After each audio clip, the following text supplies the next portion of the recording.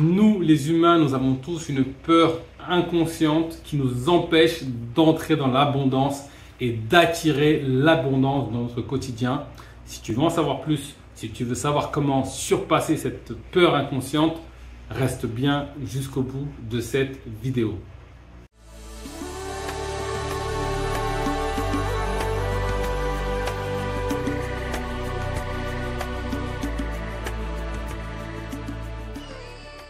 Bonjour, bienvenue dans Enquête spirituelle, la première chaîne qui traite en profondeur des réalités spirituelles. Je m'appelle Bakar Niakaté et ici je te parle de connaissance de soi et du divin, car c'est en s'éveillant sur ces questions que nous, l'humanité, allons bâtir un monde meilleur, nous rapprocher du divin et réussir notre passage sur Terre. Donc si toi aussi tu veux grandir intérieurement, je t'invite à faire deux choses. Premièrement, tu t'abonnes à la chaîne, tu actives la cloche pour être sûr de ne pas rater les vidéos profondes comme celle-ci que je partage chaque semaine. Et deux, va dans la barre de description et mesure ton niveau de conscience. J'ai prévu pour toi un quiz gratuit qui va te permettre de mieux te connaître et surtout de trouver des voies pour grandir en conscience. Ça étant dit, rentrons maintenant dans le vif du sujet. Quelle est cette peur inconsciente qui nous empêche d'épouser ou d'entrer ou d'attirer l'abondance dans notre vie ? Eh bien, tout simplement, nous avons peur de si je suis trop dans l'abondance, je vais m'ennuyer, je vais ne plus avoir le goût d'agir. Je vais te donner des exemples pour que tu comprennes. Admettons, je t'offre des milliards et des milliards. Ok, tu vas t'amuser pendant 1 an, 2 ans, 3 ans, et à un moment donné, tu risques de t'ennuyer, de ne plus être dans ce plaisir d'expérimenter la vie. Alors que quand tu as peu et quand tu as juste un petit bout de l'abondance, eh ben tu l'adores au maximum, tu l'explores au maximum, tu en profites au maximum. Pareil, si jamais demain, je sais pas, tu vis dans un pays où il y a la plage tous les jours à côté, le soleil, etc., il se peut qu'à un moment donné, eh ben, tu te lasses de la mer, de la plage et que en fait, ça devient nul. En fait, on a cette tendance à neutraliser ce que nous avons en abondance. C'est-à-dire neutraliser dans le sens à mettre la valeur à zéro. Par exemple, l'oxygène en abondance, c'est quelque chose qui a une valeur inouïe, qui est précieux. Mais comme on en a tout le temps, qu'est-ce qu'on fait? On le met à zéro. Pareil, on peut parler de notre famille, nos parents, nos enfants qui sont avec nous, nos proches, on les a tout le temps avec nous, tout le temps. Et du coup, on va un peu avoir tendance à minimiser leur valeur, la chance qu'on a de vivre à leur côté. Tu vois, par exemple, tu vas voyager pendant 1 an, tu vois pas ta mère, tes frères et sœurs, tu les revois, tu seras dans un tout autre état. Le moment où tu es privé de l'abondance de tes parents, de l'abondance de la présence de tes parents, eh ben, quand tu retrouves cette présence, eh ben, tu en jouis de manière beaucoup plus profonde. Alors que quand tu les as à côté, ben, même pas tu les calcules, bonjour, salut, au revoir, et puis basta. Nous avons tous un peu cette tendance-là à neutraliser, à négliger ce que nous avons en abondance. Et du coup, comme on a cette tendance-là, eh ben, on associe l'abondance à un risque de s'ennuyer, un risque de ne plus avoir de joie, de plaisir. Si demain, par exemple, en un claquement de doigts, tout était possible, tu pouvais tout avoir dans le monde, dans l'univers, tu fais ça et tu as tout. Eh ben, il y a un petit truc en toi, une peur inconsciente qui te dit non mais si j'ai ça, le problème c'est est-ce que je vais kiffer quoi.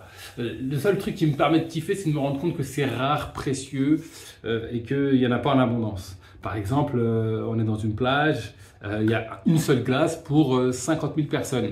Eh ben, on va tous mettre une valeur haute sur cette glace, alors qui garde cette valeur haute, mais on va négliger peut-être la valeur du soleil ou la valeur d'autres choses parce que c'est rare. Alors, c'est une peur inconsciente, mais qui n'est pas immuable. On peut la dépasser, on peut la transcender.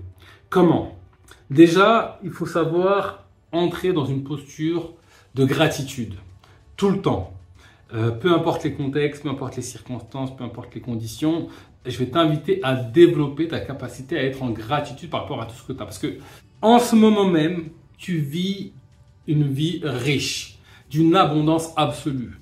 Tu marches debout, tu peux respirer, tu as probablement de la nourriture en abondance à disposition, tu as plein de choses en fait dans ta vie. Prends 2 minutes pour y réfléchir, tu verras que tu bénéficies d'une richesse absolue. Beaucoup paieraient des millions et des milliards pour avoir accès à ce que tu vis actuellement. Prends le temps de te rappeler, de te souvenir, d'être en gratitude face à tout ce que tu possèdes, en ce moment même. Ça va avoir quoi comme effet? Déjà, ça va te mettre dans un autre état d'esprit, un état d'esprit ouvert à l'abondance. Et puis deux, le fait d'être dans cette posture de reconnaissance du beau, de reconnaissance du bon, de reconnaissance du bienfait de la vie, fait que Dieu, la vie, va t'en offrir davantage. Parce que tu es dans cette vibration d'abondance, tu vas attirer ou révéler, ramener à toi l'abondance. Et comme tu sais reconnaître, eh ben, tu vas le voir de manière beaucoup plus claire. C'est comme ça que ça fonctionne la vie. Quand tu reconnais quelque chose, Dieu, la vie te le montre de plus en plus.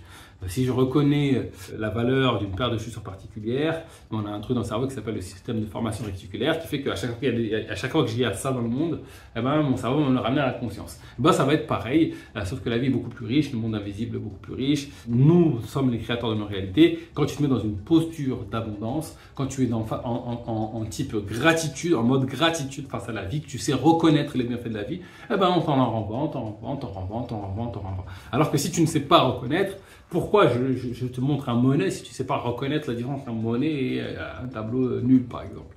Bon, ça, c'est pour le petit exemple. Donc, première chose à faire, être en gratitude face à la vie, en gratitude face à ce que tu possèdes déjà.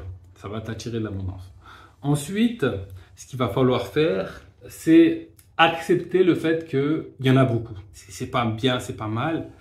C'est bien qu'il y en ait beaucoup. Quand il y en a beaucoup, ça ne veut pas dire figer l'action, parce que c'est la croyance qu'on a. Comme il y en a beaucoup, ça ne m'intéresse plus. Quand on est en abondance, en réalité, ce qui se passe, c'est qu'on choisit, on a plus le choix, et du coup, parmi l'infinité des expériences, on va expérimenter ce qui est juste pour soi. Si demain, tu avais de l'argent en abondance, je te garantis que tu ne ferais pas les mêmes choix et tu ne ferais pas les mêmes actions. Si demain, tu avais de la connaissance ou l'accès à toute la connaissance du monde entier, bah, tu n'irais pas tout bouffer.